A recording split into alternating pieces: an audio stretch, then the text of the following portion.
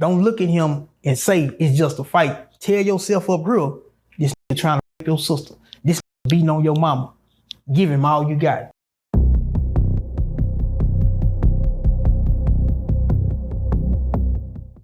Yeah.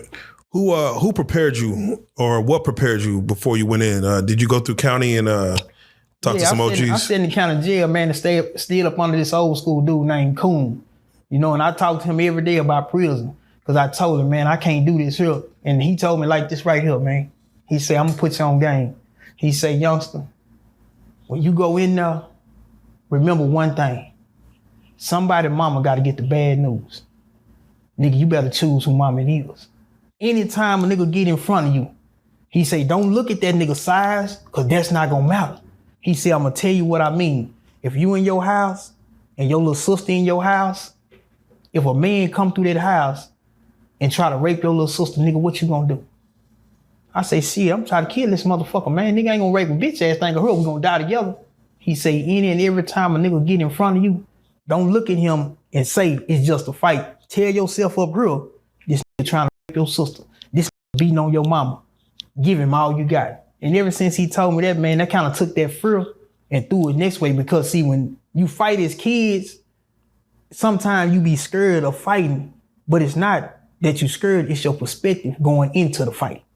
Cause see, if I'm looking at it like I'm just fighting you cause I broke your video game, you might whoop my ass because I knew I was wrong for breaking your video game. So I'm going into the fight at odds. But then if I switch the perspective around and say I'm fighting you because you stabbed my grandmama, now it's gonna be a different fight you gonna get out of me now. You see what I'm saying? So it's about the perspective you go into it, and that's when I understood how some people actually lose and a lot of people win because we're not looking at it the same. That's why I say no two eyes in prison. You take 1,000 inmates, put them on one unit, them 1,000 different worlds. That's right. That's right.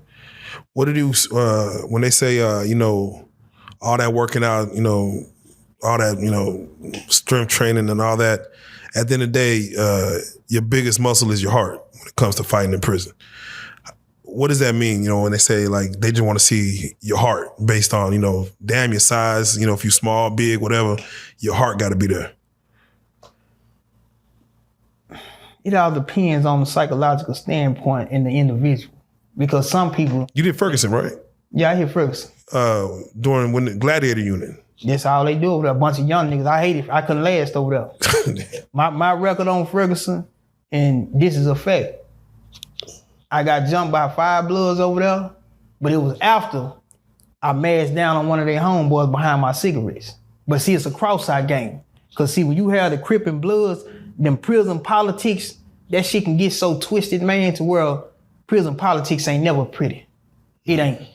To where your homies will side with the enemy, and the enemy will be your homies. Yeah. And it's fucked up, but see, that's the shit that people really don't put out there. But you got to realize something. For me to come up as a young person and say I want to be in a gang and represent a color, that's brainwashing. You have no father figure, so you identifying with the image that's in front of you. But as you get older, as they say, the OGs, them niggas don't do all that, man.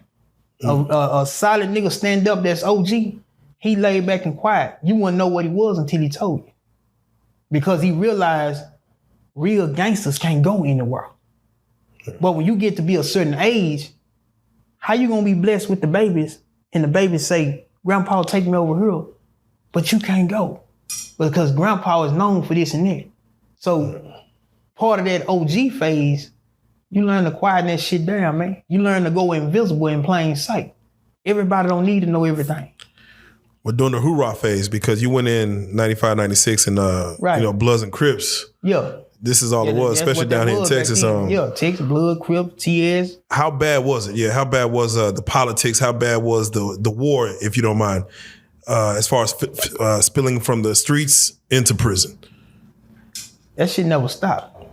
It never stopped. Whatever was going on in the streets, you ran into that shit in the county jail, and the county jail combined with the streets followed you straight to the penitentiary. That's good. That's right. For you personally, what was fucked up about the politics? In prison? In prison. They got this concept, man, where if you doing life, then it's cool for you to be in any gang or whatever and have you a punk under your wing, kissing a nigga and all this type of shit. That's something I ain't never understood. So they made it like it was okay, like just yeah. If a niggas let it pass. Say, man, how you think cigarettes got in prison? How you think cell phones got in prison? So if you got a bitch that's gonna bring it in there to you, why you can't get no pussy, man? But they think that's cool and it's acceptable. Man, he ain't never getting out. This is world, man. So this is what he living. This is how he do it, man. Can't nobody knock him. But the politics is, shit, if he can fight too, man, get out that nigga way. But where's the principle go? The principle go out the window. Now, the principle go out this window. And then when it's convenient, it swings around and come back in that other window. When your little ass ain't nothing but 110 pounds and you got a punk over here with $1 million on his books, oh, they gon', nah, cuz you can't have that punk, this, that, and another. You gonna keep the punk, you got to pay us this, that. Oh, well, damn, why y'all ain't holler at the big homie? Why you ain't tell the big homie we need some of that punk money he got? They ain't shit, big homie, man. He fuck around and kick out part 2 of his killing spree in this bitch. Man, fuck all that, nigga, we all killers. See, the thing about jail, that's the Academy of Criminology. You surrounded by any and everybody who done damn committed any and every crime, broke the law, and been punished by it. You can get hands-on knowledge from what the price is to be paid for. Where they went wrong, manifest that shit to a different angle and be better at it if you're gonna pursue it. But that shit there, when it come to prison politics, man, it get real twisted. Yeah, I didn't know that existed until someone else that was on Prison Stories came in and said, it was an OG high-ranking member of the Crib organization. Right. Had a punk by his side when he was going to introduce himself. Right. And he was confused about, why is everybody letting this ride? And everybody was like, nigga, that's, mind your business on that one. Yeah, mind your business on that one. Yeah, and I'm like you said, the principle of the matter, like where does that go? Yeah. Has that always been the case, from 90, Man, it ain't always been the case because you got some big homies that's gonna step up and step down on that shit. And then you got a couple of followers that's gonna group up like Voltron and gonna step down on that shit. But in certain instances where, go back to what I was telling you, when niggas really don't want no trouble, but you a part of something, that's one of them tests right there. Your homie, gay in a motherfucker, kissing the punk, fucking with the punk. So, that go your test right there. Is you really about that shit, man? Why you ain't fucking with this nigga over here? But they pulled back because he hit hard, he got a reputation, knockout artist.